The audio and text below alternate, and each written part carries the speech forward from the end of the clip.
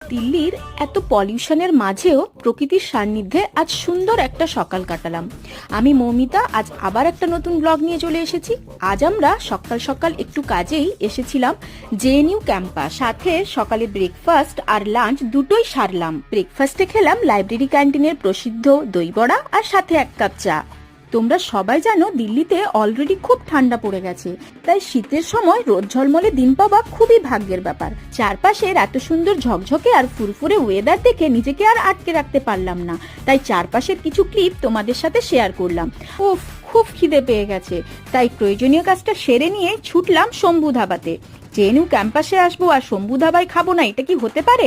এখানে খুব সুন্দর বাঙালি খাবার পাওয়া যায়। দিল্লিতে সেভাবে মাছ খাওয়াই হয় না, তাই আজকের লাঞ্চের স্পেশাল মেনু ছিল মাছের কালিয়া, চিংড়ি বড়া আর সাথে মাছ ভাজা। শেষে মুখশুদ্ধি খেয়ে চললাম বাড়ির উদ্দেশ্যে। আজকের ব্লগটা এই পর্যন্তই, পরে আবার একটা নতুন ব্লগে দেখা